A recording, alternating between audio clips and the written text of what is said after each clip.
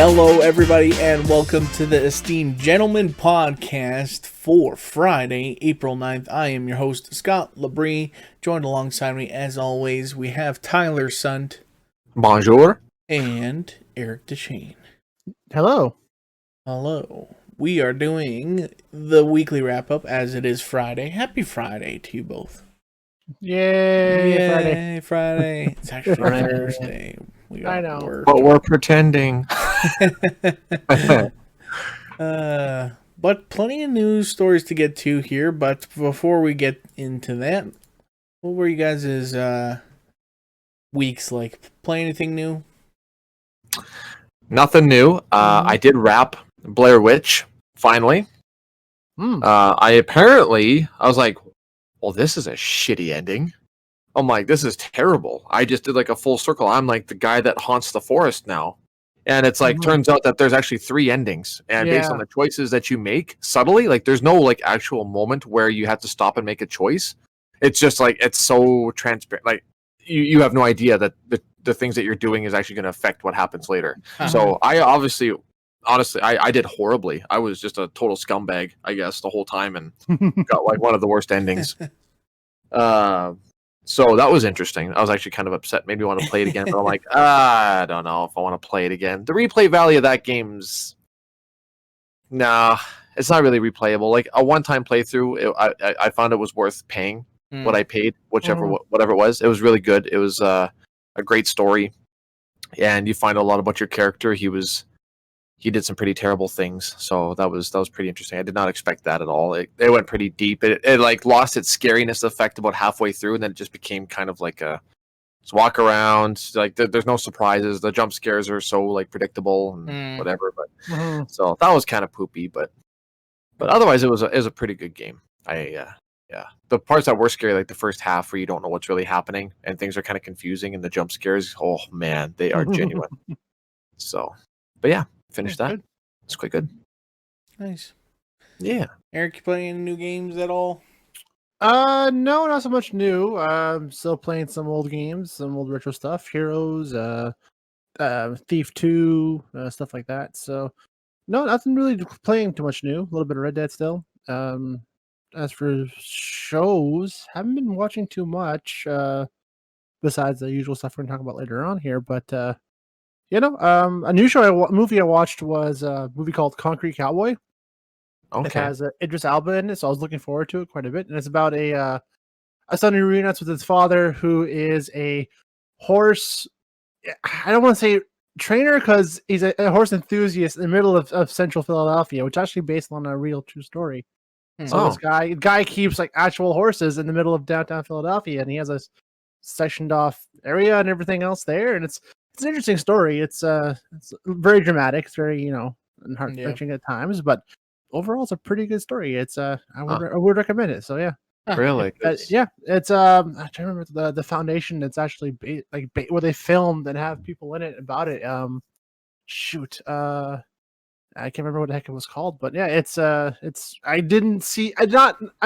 someone who's grew up on a farm and knowing farm animals belong on a farm, to seeing them in the middle of a city was the idea is foreign, but when you think about it, like, well, yeah, horses played a big part in the upgrading of cities and towns because before vehicles came along, it's all they used in cities, right? So yeah, and then it follows the tracks of like the how they're still being used in the cities and being used in the inner cities, especially there. And yeah, it's a really interesting story. So I would recommend it. Yeah. Huh.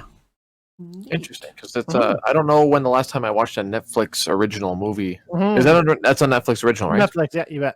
Yeah, because I haven't watched an actual movie from them that was actually noteworthy since probably Spectral, but a lot of people didn't like that one either. But I kind of did. But all the rest are just so like, neutral for me, like just kind of mediocre. A few scenes they kind of bug me a little bit because they kind of go one way with it when they should have kind of went another. But I mean, that's part of the course for those kind of movies kind of thing. But yeah, I would say you definitely experience it for yourself and just see that side. So yeah. Well, I'm definitely a fan of Idris Elba. So absolutely, yeah. The more he's in, the better, because he's being more things for sure, I find. So yeah, definitely. And he does a really good acting in that. So yeah. Yeah, I haven't watched much of anything. I've been watching a lot of Pony Smashers, little 3-minute horror films on YouTube. The guy that made Shazam and Annabelle and Oh yeah.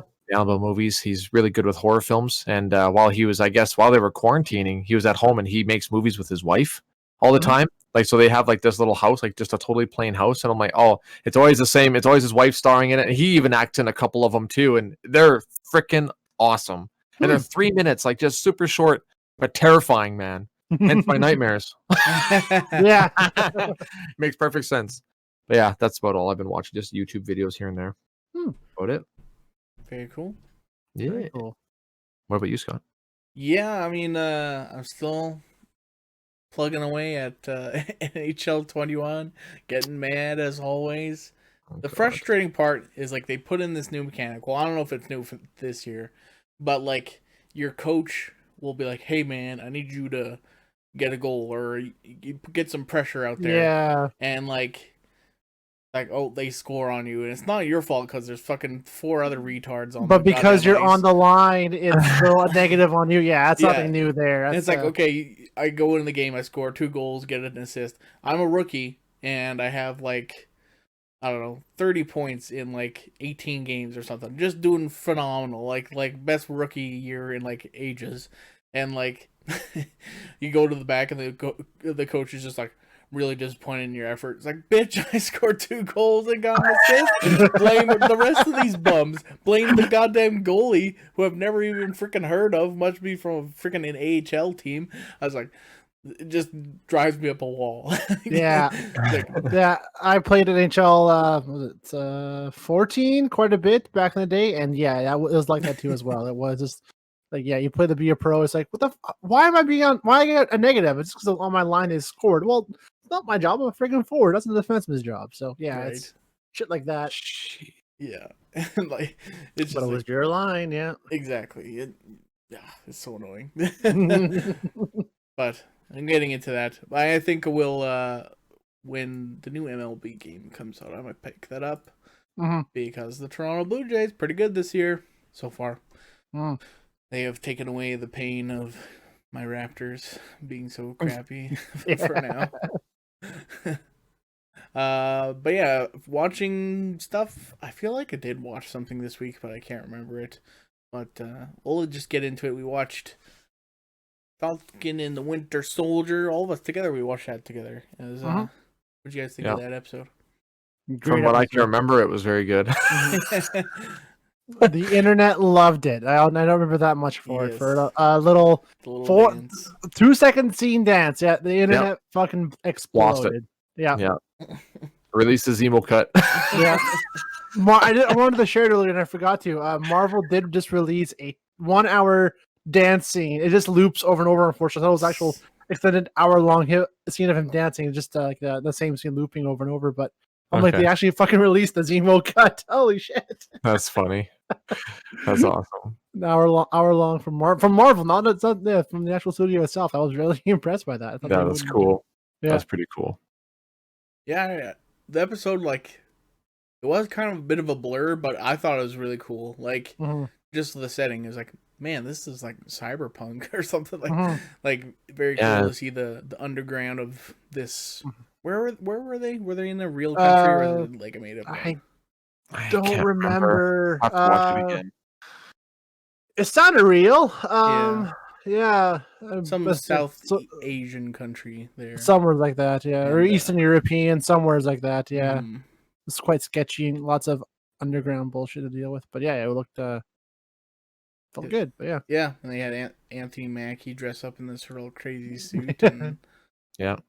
It was pretty awesome. And I guess, like, kind of a brutal episode, too. Like, knives getting chucked into dudes' arms. And, like, it was like, wow, this is, like, kind of graphic kind of for a Marvel production, I guess. Yeah. Yeah, there was a lot going on for sure. Like, the whole tone changed, the settings, everything. It was just kind of like, yeah, it was definitely a lot different than the other ones that we watched earlier. The previous ones kind of went in a cool direction, I think. I agree. On the dancing part, Frick, I just busted. Yeah, it's funny, man. He's just loving it. Yeah, breaks out of prison. I love that scene too, where he orchestrates the breakout without telling Sam. like, where are we anyways? And you see him come in, it's like, oh, that dirty bastard. Right. Break himself out, no big deal. It's like, oh, geez, this guy's the shit. Yeah. Mm-hmm. And we learned that he is, in fact, a baron. Baron, yes, yeah, totally forgot about that, about his character. Yeah, Baron von Zemo. And yeah, he's got a lot of money, got a private jet, and knows everybody in the underground. It was kind of cool. Yeah. We're halfway through. I'm glad that they what would have been really a one-off character and from a movie, a one-time use, they're actually pulling him back into that world and fleshing him out more. I really like doing that.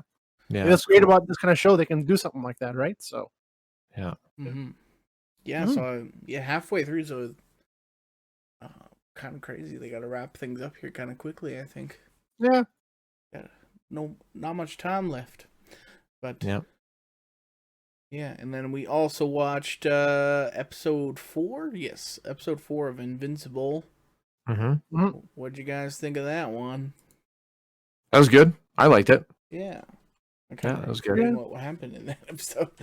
He goes on that mission to Mars, and yes, and then one of those things obviously gets on one of the astronauts, and it's on Earth now, so I can see something terrible happening soon. Yeah, the next big Earth invasion thing, and then Robot is feeding what I think is actually controlling Robot, like trying to give blood samples to him. I think that's my theory. That was my thought too. Is that to me, like, I forget the character that they pull parallels from in DC or Marvel.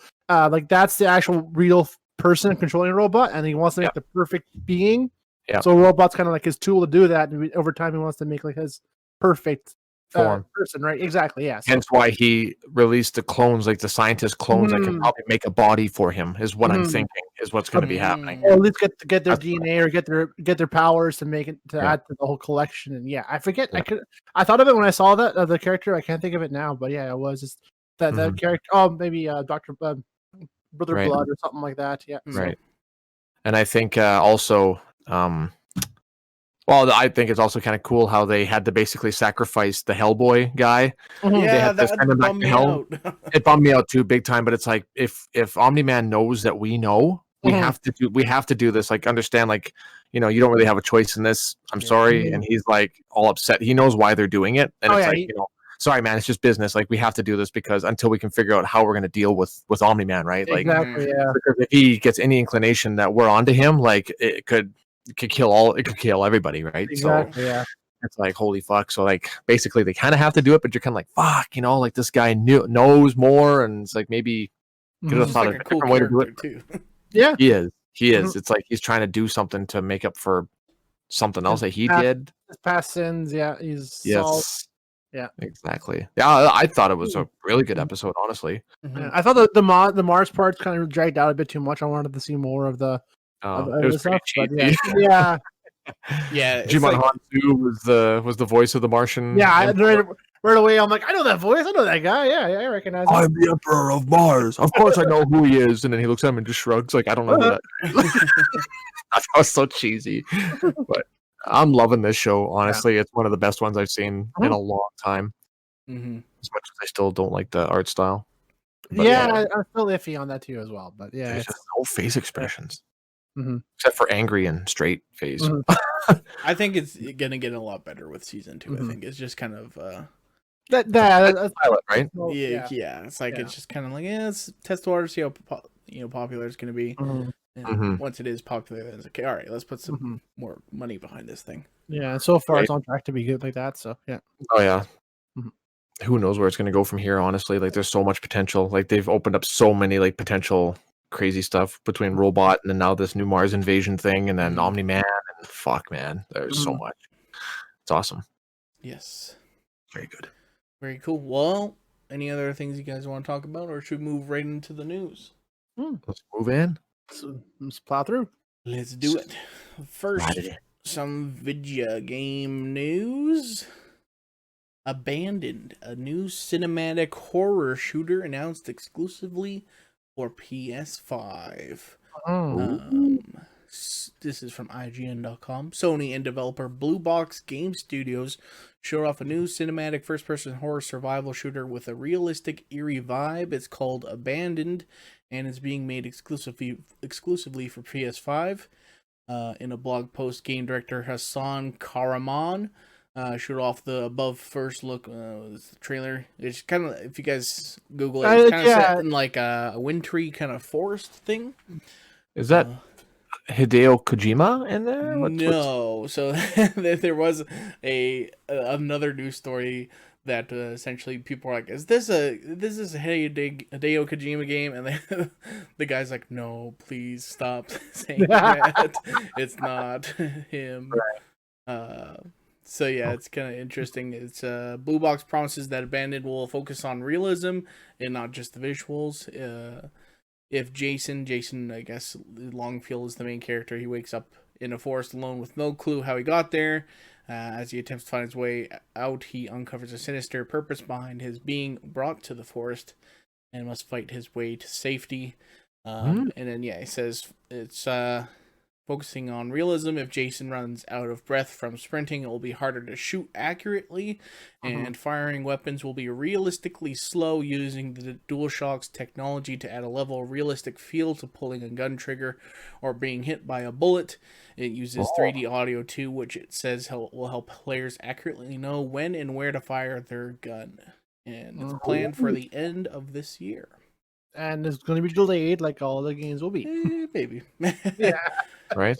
Yeah. Oh, that'd be cool if this was like a co-op game of some kind, but it sounds like it might just be a single person probably. Cool. I doubt it, because all those like high-tech, like cinematic and like the games like that that focus on the realism like that, they don't really aim for that multiplayer aspect, which does suck, unfortunately. Yeah. But cool to see PS5 games being announced, because there haven't been a whole lot. So, right. Speaking of PS5 games, Deathloop has been delayed again. It was supposed to be coming out May 21st next month, and it has been delayed to September 14th. Bit of a bummer. I kind of forgot this was coming out next month, because I was like, I need a game to play, and this would have been a fun one. Yeah, this would have been a fun one to play, but now we gotta wait a few more months. Yeah. Does it say why they got delayed at all? I was reading the article. I couldn't see nothing earlier. This is from their Twitter post. It says, "We're committed to quality and persevering our team's ambitions for Deathloop, while ensuring the health and safety of everyone at Arcane. We'll be using this extra time to accomplish our goal, create fun, stylish, and mind-bending player experience." So I think it's just kind of it's either they're still to trying to make it work like Cyberpunk to the last day, or they're just polishing it off. So either way, it's like it's probably going to be buggy when it comes out. So not holding my breath. I don't know. Arcane's been pretty good with their releases. They don't have a track record for being buggy, but then again, neither does. But you look at the gameplay of it, like it's incredibly complicated, like how some of the stuff you can do in the game. So I'm sure it's an issue of just making sure everything is functioning properly in order for it to flow in the game, right? So like this the whole acrobatics and the whole like things you can do as a player, and that it's like, but it is very similar to Dishonored, and like if you ever watch like a high level Dishonored player play, like they move like that, and it's insane. So I think like the trailer stuff is always like you're definitely not gonna be playing like that. Oh, at least I'm not gonna be playing like that. It's gonna be right at the hop. Yeah, it's gonna be, and then I'm sure stuff like that they want to just tweak out. So hopefully it's right. Right on. This one, EA patents adaptive difficulty system that adjusts to keep you playing longer. Essentially, they patent some new system to kind of just make it so that it's just a little bit of challenge to keep playing. I don't know. Is that predatory, do you guys think? Or no, that's not at all. That's not uncommon. If you I forget what the term is in game design, where you have it where it's you level up your character, you're just strong enough where you can beat the next boss, but he's weak for the next turn. That kind of goes in that wave pattern, right? So like it's kind of like world states and stuff like that, right? Exactly. Yeah. So that's not a new concept at all. So it's just, and the fact they patent, it's like, they just want to put it into something at some point. It's really nothing. Something else to brag about and drive attention stuff. Probably. I'm sure there's lots of games that are like that where they just Yeah, I'm sure Doom was like that too. Probably you can't level up too quickly and become OP. There has to be somewhat of a challenge, right? So some balance to it. Yeah, exactly. Yeah. Next one up here. Call of Duty Warzone's nukes are launching early, but they don't really work yet. IGN.com nuclear missiles have been spotted in Call of Duty Warzone's Verdansk map, but despite landing on target, the warheads are doing nothing at all to the world. There's a Twitter video on the article there. It shows it just hitting the ground. Going through the ground. Anything. One reaction, like, "Oh, a nuke! Oh, it didn't work." Like, what do you mean it didn't work? It says these missiles tie into the rumored Warzone nuke event, which fans believe will occur around April 21st, April 22nd, when the current season of Warzone is due to conclude. Through in-game hints and leaks, fans have concluded that the Verdansk map. Yeah. Verdansk. Which has now been in service for over a year, will be struck by nuclear missiles and transformed into a new landscape that will tie into the 1980s theme of the current mainline Call of Duty game, Black Ops Cold War. That's a cool idea. Yeah. It definitely needs a change. Like, they opened up the stadium and it was like, boom, we changed the map. It's like, kind of. You have a train and a stadium. Woohoo! Yeah. Needs about time. I think if we get a new map there, I'll probably hop back in and check that out. Right. I want to. I just had to make the effort to download everything again because it's that's the thing. Yeah. Behemoth of a file to download. It's like, I just don't want to deal with that. Need a whole separate hard drive just for exactly. 300 gigs now. I think. It's like, my God, that's most of my free space now. It's a whole freaking hard drive. Like, get out of here. Fuck. It's not just for Warzone. Never mind if you have the full game too as well. Yeah. Right. Like, oh, gross. Yep. That's crazy. That's nuts. This is kind of cool. Pac-Man 99 is Battle Royale arriving on Nintendo Switch. It says today, so it's actually out already. Nintendo has announced Pac-Man 99, a 99-player online Pac-Man Battle Royale game that is exclusive to Nintendo Switch Online members, and it is available right now. You can go get it. Much like Tetris 99 and Super Mario Bros. 35 before it, Pac-Man 99 is another new multiplayer-focused take on the most iconic of games. And yeah, just survive until you're the last person alive, essentially, if you're good at Pac-Man. Same thing with Tetris there. And kind of interesting that they're... Interesting idea, yeah. It's a neat twist on those classic games like that. So it's that much more of a fun game to play, so I guess it's kind of like any game that's like those type of games where you're just going for a high score. You probably could morph into one of these games. Like exactly, that's all. If it's all back then, all was with a high score stat. Well, now you can turn that into this kind of a game where now it's just survive longest because it's the same concept pretty much. Just the longer you live, the higher your score. So now it's a battle royale thing instead. So keep an eye out for Snake 99. Next one up, Hitman devs James Bond game is an original story drawing from the franchise's entire history. Ooh. Yeah. Awesome. Interesting. This is going to be a cool game. I don't know if it's going to be exactly look exactly like how Hitman plays, but yeah, I'm excited for that game. You guys excited for that one as well? Or? Yeah, absolutely. Yeah. You talking about the same Hitman developers? That's another game that I wrapped last night. Was Hitman 2? I finally wrapped. Finally did the last mission. That last arc mission was pretty painful. I just ended up going completely psychotic and just gunned everybody down. I was like, screw it. I'm gonna go up in this tower and I'm just gonna shoot everybody. And that's the only way I could beat it, honestly. So, are you gonna get Hitman 3? Probably. Yeah, probably. I think so. I never did play any Hitman games, but I always did like watching the playthroughs of them, and they're just very interesting that way. So yeah, that'd be a fun little couch game for us to play. If you die, pass the controller over or something. Yeah, let somebody else try it because oh my god, you can go back and play it. Like I remember when I first got Hitman 2. Like I remember I played not all the old ones. Sorry, I played Hitman 3 and Contracts and Blood Money, and then I played Hitman 2. And I remember going back to the Miami the very first mission when you're at the race car derby, just because it was just so gigantic and there were so many ways to do everything, and how every room that you go in has different characters interacting, saying different things. They're all dressed differently. It's just so immersive. It's insane. So much fun. And like just going up like to the top, one of the top booths is like one of the guys, like the referees, whatever, with the flags and the binoculars. You just bring a sniper rifle up there in your suitcase and you just freaking wait for your guy to come out and just skadoof, and then everybody in the stadium just scatters screaming, and you're just like, fuck yeah, I'm a boss. That's right. Run. So good. I'm definitely getting the third one. Nice. Yeah, it's very fun. Well, speaking of video games, but in TV form. Smooth segue there, buddy. Yeah.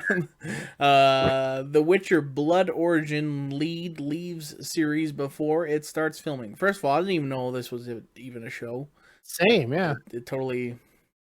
Is that the animated one? That doesn't say if it's animated. I don't know. It's a new series they're working on. It says limited series. Okay. Because I know that they were making a spin-off of The Witcher that was going to be an animated series. Unless I'm reading something completely wrong. But Witcher's Blood Origin. But from the article here, Jodie Turner-Smith has exited Netflix's upcoming Witcher prequel series, The Witcher Blood Origin, due to a scheduling conflict. So yeah, she was supposed to be doing the role of Ailey. It's like E-I-L-E, but with the accent on the E. Eiley, maybe? It may be something like that. It sounds Nilfgaardian. I can't pronounce that. Yeah, so. exactly. Yeah. But yeah, it says it's set 1,200 years before the events of The Witcher. Netflix's hit series starring Henry Cavill. The streamer's upcoming 6-part prequel series will tell a story lost to time regarding the creation of the first prototype Witcher and the events that led to the pivotal conjunction of the spheres when the worlds of monsters, men, and elves merge to become one. Right. Neat. Yeah. Interesting. I can dig it. Yeah. Don't know when that's going to be coming out because now they lost their leads. So they'll have to find somebody new. Yeah. Try again. They'll recast, I'm sure. So. Warner Media plans to make its biggest movies theatrical exclusives again in 2022. So next year, beginning in 2022, Warner Media's biggest tentpole films, DC, Harry Potter, Monsterverse, will play exclusively in theaters for 45 days before moving to a service like HBO Max. Yeah. Good luck with that. I don't know. We're supposed to be kind of okay by then. We're supposed to be kind of okay by now. What's going on? Right now. Yeah, no, I'll believe it when I see it. Yeah. That's all. They can try all they want, I'm sure. Eric, you're so pessimistic, you know? I am. I'm just a jaded asshole. You're like a half glass, 10% full kind of guy. Not even. Not even. Throw the fucking glass on the ground. A droplet of hate in the glass. Yeah, and a bottle of living death. Yeah, I don't know. Well, here you go, Eric. Here's a movie you can watch on a streaming service. Chris Pratt's The Tomorrow War will now premiere on Amazon. Yeah, I read into this. This actually sounds pretty good. Yeah, Amazon has closed a deal to debut Chris Pratt's sci-fi thriller The Tomorrow War on Prime Video. The film is set for a July 2nd release. It was originally going to be put in theaters by Paramount. Then Amazon bought it for $200 million. Jesus. And The Tomorrow War follows a group of time travelers from the year 2051 who visit the present day to recruit soldiers for a war against an alien species. Pratt plays a high school teacher who joins up to ensure a future for his daughter. And the Lego Batman movie director Chris McKay is helming the film. Interesting. That's what intrigued me too. I'm like, oh, I like the director, so yeah, look forward to that. Yeah, I'll give it a shot. I mean, it is Chris Pratt, so we'll see. Yeah, he pulls his weight for sure. He's Star pretty Wars, tall. man. He's Yeah, Star-Lord, and he's a few movies he's pretty good in. Yeah. Liked him in the what's the Western? She's in shit. I can't think of it now. Not Hateful Eight. Magnificent Seven. Yeah. Yeah, I he's still good in haven't seen that. that one yet. That's a good one. Yeah. Yeah. I thought it was going to be maybe a comedy, but it's not a comedy. It's just No, a it's the original. The original one's a little bit more entertaining, I found, but that one's pretty good though. New one. You guys like Jeopardy? Mm-hmm. Yeah, that's all right. How would you feel about LeVar Burton hosting Jeopardy? That would be all right. There is apparently a change.org petition to make LeVar Burton the next host of Jeopardy. And LeVar Burton's like, hell yeah, man, I'm down. Yeah. So, he would probably be a good host. He kind of keeps in the same kind of, him transitioning from like being Reading Rainbow host to Jeopardy kind of makes sense, sort of. And the thing is, too, he's used to being a host as well. He's done other stuff like that, so to do something like that for him wouldn't be a huge stretch. So yeah, I'd be okay with that. And I like his personality. He's a pretty cool dude. So yeah. I could see it. Let's do it. One problem. What? Black. No, I'm just kidding. It's change.org, and change.org doesn't get shit done ever. So yeah, exactly. That's right. Get the guys who said release the Snyder Cut to petition it. Because they got something that nobody wanted. Yeah. So they can do anything. Yeah, I said it. Well said, sir. Well said. Speaking of Snyder Cut, I was watching the Kind of Funny. This is a tangent. Speaking of, I was watching Kind of Funny podcast. They had Jerry O'Connell as their guest today.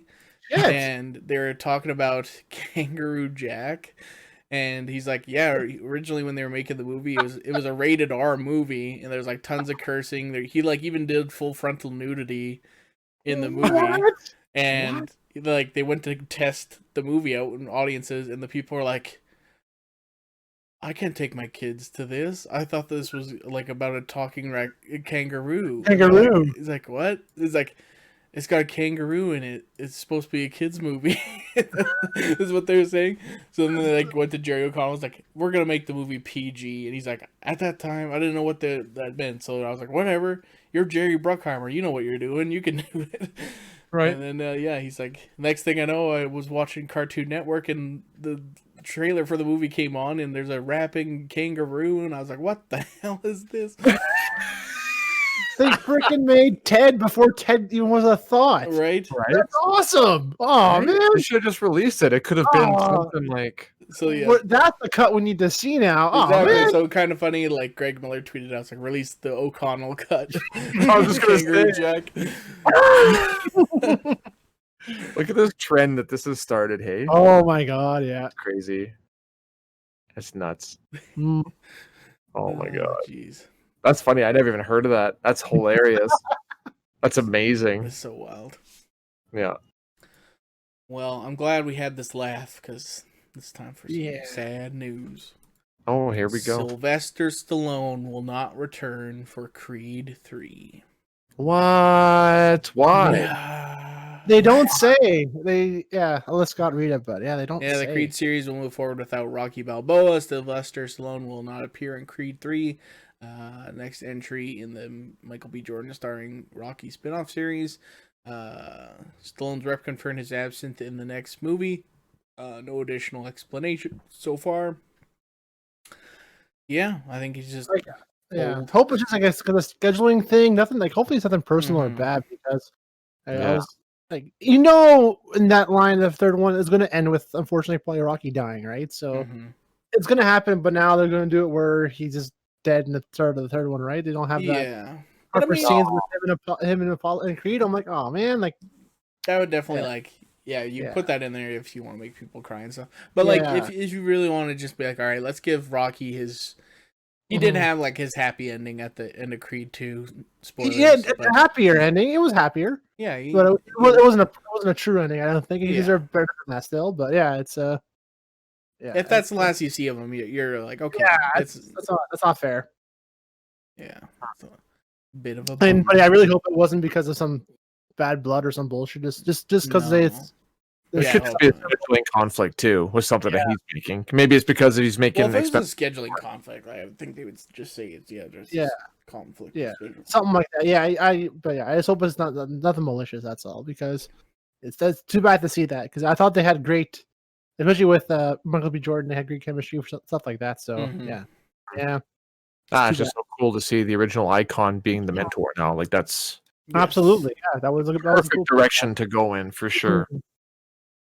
Yeah. Absolutely. Leave the directing up to somebody else. Stallone just play Rocky. Stop writing and directing.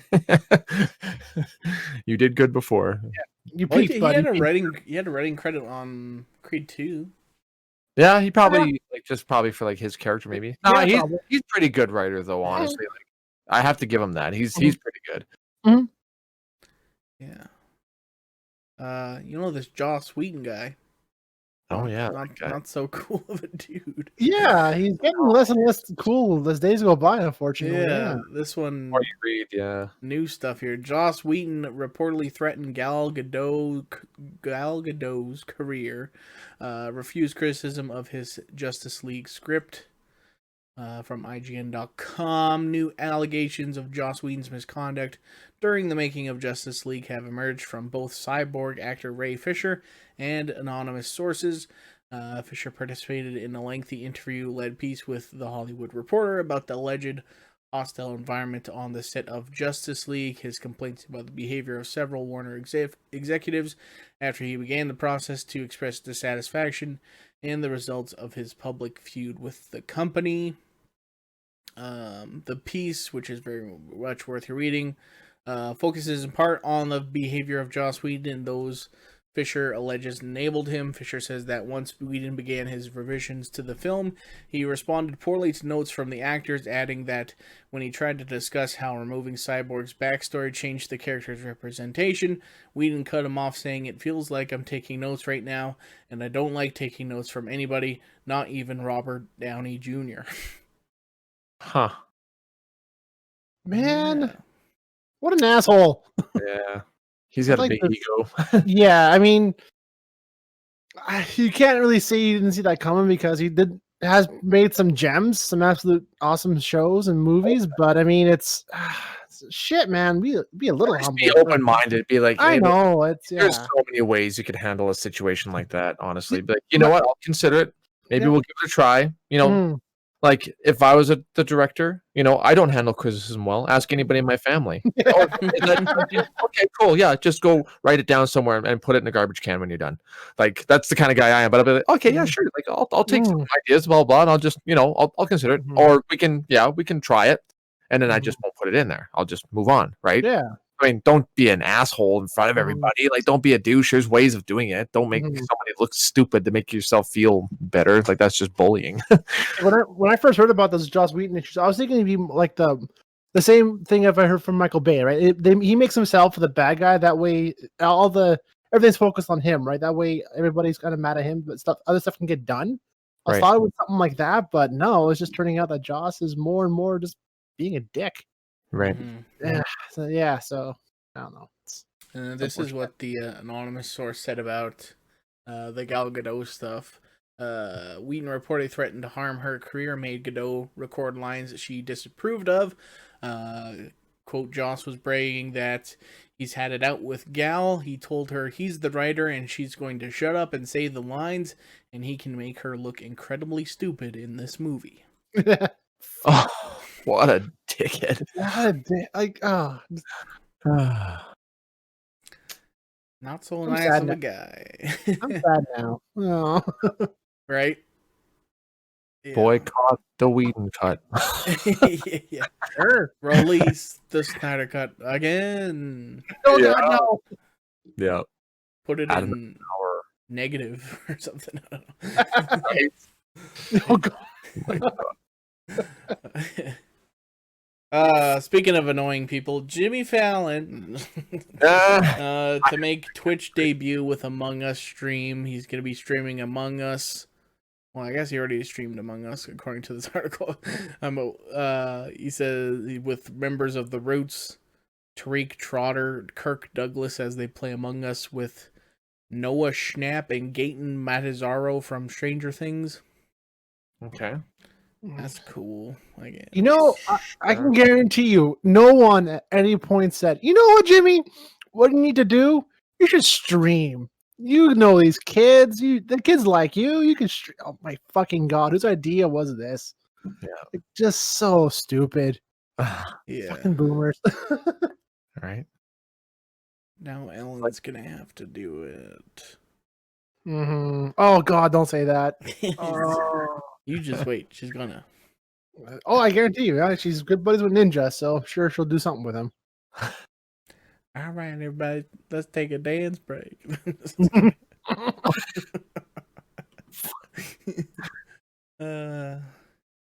Eric, did you see this? Star Trek Picard gets season 2 teaser confirming the return of Q. Yay! Who the hell is Q? He is a omniscient, essentially a god in the Star Trek universe.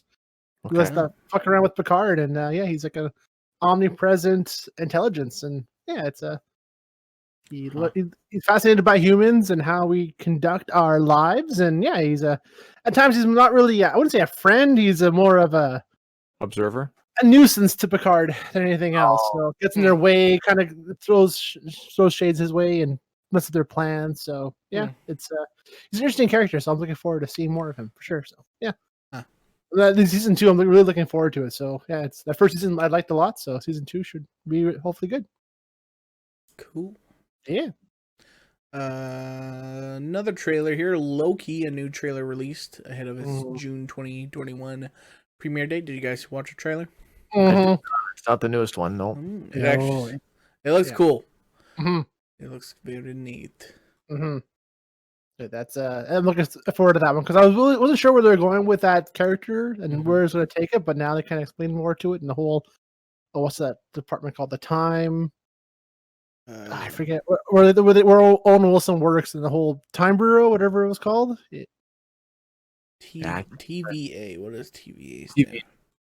Yeah, but it variable agency. Something like that. Something like that. It's like the FBI, but for time fluctuations, right? So it looks cool. So and like it's almost like Loki's kind of like a prisoner, like working for his release kind of thing. I'm not sure what the phrase would be, but like he's kind of being watched and helping them fix it. And it looks really good.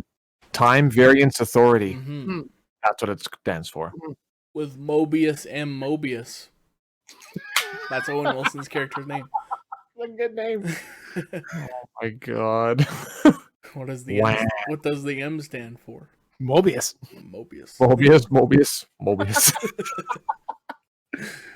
Time is a constant, just like my name, Mobius. Yep. Mobius. Let's go watch that trailer. It's pretty cool. Got me excited to watch the new show. Godzilla vs. Kong smashes pandemic record for opening weekend box office debut. It made $48.5 million, which surpassed Wonder Woman 1984's $16.7 million. Just smashed it. Damn. Smashed it. They made like a tenth of their budget back. Wait a second. Good job. That's incredible. Wow, man. Like that's worldwide numbers too, right? It's like, come on. What a disaster this smashes pandemic record. Good for you. Didn't realize we were keeping track. Fuck's sakes. Hey man, you gotta take the wins when you get them, you know? I know. Even when they're this tiny. It's so small. Actually, well, 48.5 million for an opening weekend normally isn't that bad, right? That's like it depends on the movie. Middle, yeah. I think for a movie like that, I think it would probably need like a $250 million weekend to kind of break even. Right. Or to start breaking even, I would think, and like a $400 or $500 million to kind of pull a profit. Okay, so opening weekend for comparison for Star Wars, The Last Jedi. Oh God. Was $220 million. They made that back basically in the first weekend. What about the last Godzilla movie? The last Godzilla movie Probably Scroll. 150. I'd Hold say. on now. See if it even shows up in this list. I don't think it will. Honestly, Probably not. No. Godzilla, King of Monsters, Box Office Mojo. I wonder pretty good. I think it'd be around 100 mil if I were to guess. Let me see here. Godzilla. 47 million. Mm, So they beat the last one really? Eh? Oh, okay. by The $1 million. 2014 Godzilla here says 93 million. Oh. Ooh. Yeah. So they went down on the second movie. Mhm. Yeah, they did. Which sucks. I think that's a better movie, unfortunately. So yeah. The second one? Yeah. Yeah, definitely. Mm. Yeah, it was. Well, I mean, the first one was okay. Like Yeah. the human characters were a little bit more tolerable in the first one, but there was like 5 minutes of Godzilla. So I'm like, hey, this shouldn't have been a Godzilla movie. Mhm. Because, if you're going to put your big star in it for 5 minutes, like, fuck off. Yeah. Don't even call it a fucking Godzilla movie. Going to the Power Rangers movie and seeing the Power Rangers for 10 minutes. Yay. Right. That's what I wanted to see. It's about kids who want to be Power Rangers instead. Mm. Like, hey, fuck you guys misled me. What was the bigger lie in the first Godzilla movie? How much Godzilla was in it, or how much Brian Cranston was in Cranston. it? Brian Cranston. Oh, yeah. That's a double jip, man. Yeah. But the fact that I still actually somewhat enjoyed it, that's saying something, especially when you pull like two really shitty cards like Mhm. that. Yeah. But apparently this last one, this Kong versus Godzilla, is supposed to be pretty good. Mhm. So I'm excited to watch that, but I'm just not paying $30 to watch it just yet. I'll wait till it's I free. like how they have to make Kong way bigger and give him an axe Yeah. to have a fight with Godzilla. Otherwise, Mhm. Yeah. wouldn't even Right. be Wouldn't be a fair thing. fight. I saw, speaking of that, I saw the best meme today. It was a picture of Homelander looking at Kong, and it's basically like a gorilla holding a hatchet.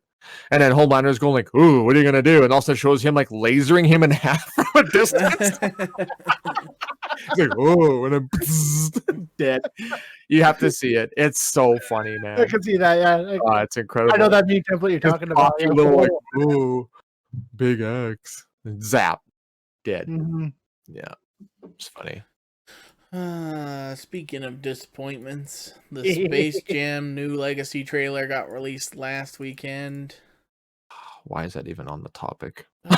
Scott. This is Scott's thing. Because it's so bad. Oh, man. I And I saw a lot of people were like, this looks like a lot of fun. I was like, what are you talking about? It looks like shit. It's all the people who thought Pepe Le Pew was offensive. Those are the people that are saying it looks like fun. Like, fuck you Yeah. guys. You're the Clockwork whites. orange guy You in the are- background. This is Yeah. all because of you. You are the problem. You are. Mm-hmm. The problem is with this movie, and I pinpointed it. So the first movie is a Looney Tunes movie featuring Michael Jordan.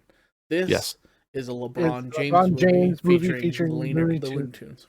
Yeah. Because the Looney Tunes in the first movie, the Looney Tunes, it all the plot came from them. It was aliens were trying to kidnap them. They say, "Fuck it, you guys are small. We're gonna challenge you to a game of basketball." Then the aliens stole the NBA talent. So then the Looney Tunes like, "Well, damn, we need some help." So then they suck Michael Jordan into Toon World. This one is LeBron James is walking around in the server room with his son and gets zapped in, and Don Cheadle's like, "Give me your social media followers. We're playing a game of basketball for them." God, just And the problem is like when you're watching this movie, I feel that it's like everybody's just gonna be too focused on the background because they it's like, oh, there's the Joker. I saw the Joker, and then it's like, oh, there's Iron Giant. Oh, there's the dragon from Game of Thrones. Oh, there's Clockwork Orange, guys. It's like you're just looking in the background to see who's actually at the game. You're not even watching the movie. Right. No, exactly. That's like the Resident Evil movies. It's like, oh, there's Chris Redfield. Oh, there's Carlos. Oh, there's Nemesis. Oh, there's that. Like the story doesn't matter because it's so fucking stupid. And they just take everything from the movies because they own the rights to all the characters and they just throw them in there. Yeah, I know what you mean. It's it's total disaster. What a disaster. And you know what? It's gonna do good too, and that's what really pisses me off. Say what you will about it. Someone got paid to write that. Think about that. Like, I could have wrote space. Exactly. You got paid a lot less too. Like It'd be my R-rated, God. though. Has to be R-rated. Yeah. Lola's naked. Why, Scott? It's got to be that way. Yes. Just kidding. And And one more trailer that came out yesterday, I think, was the short little trailer. I wouldn't even call it a trailer, but Teaser. the Ghostbusters Afterlife Life. mini Stay Puffed Marshmallow guy. I was like, okay, yeah, all right. I don't know how this fits into the movie, but all right. That's an entertaining little scene. Yeah, it was a cute little scene. Pretty good. Funny. Yeah. Pretty sadistic how they're cooking each other. I'm like, what the fuck is this? I like how they hung on the Baskin Robbins ice cream for quite a long time. They're like, gotta get the money out of this sponsorship. Oh yeah. Yeah. Keep Yeah, reading it was the good. flavors, Paul Rudd. Right. Well, it's because he worked at Baskin Robbins as Ant-Man, remember? Oh my God. Hi, welcome to Baskin Robbins. It's all together. It's all one universe. It is. Is Ghostbusters an MCU movie? Oh my God, it's all tied together. That actually be kind of interesting if they somehow made that happen, but it's not going to happen. But I doubt course it. No. Ghosts going against the Avengers. Like, come on. Hey man, you got wizards, aliens, and monsters. So yeah, It's true. Yeah. the big three. Yeah. The big three. The Right. big three. We're the big three. That's what we are. Mm-hmm. We're the MCU's biggest villains next. Technically 2.5. Right. I'll go with that. Yeah. Okay. Well, there you go. That's gonna do it for this podcast. You guys didn't see any other news stories you wanted to bring up? Nope. I think I have no. No, I always have to do the hard work around here. You're the man. You're the mascot. We love you for it. Gossip King. Well, if you like the podcast, leave a like and subscribe here on YouTube. Do the same on Apple, Google, Spotify, wherever you're listening to. Really helps us out. As well, head over to our Facebook page, like us there. Twitter, Esteemed Gentlemen Podcast, I think is what it is. And yeah, that's gonna do it. We'll be back here Monday for Ask Us Anything. Until then, have a great weekend. See you guys. Thanks, guys. See ya.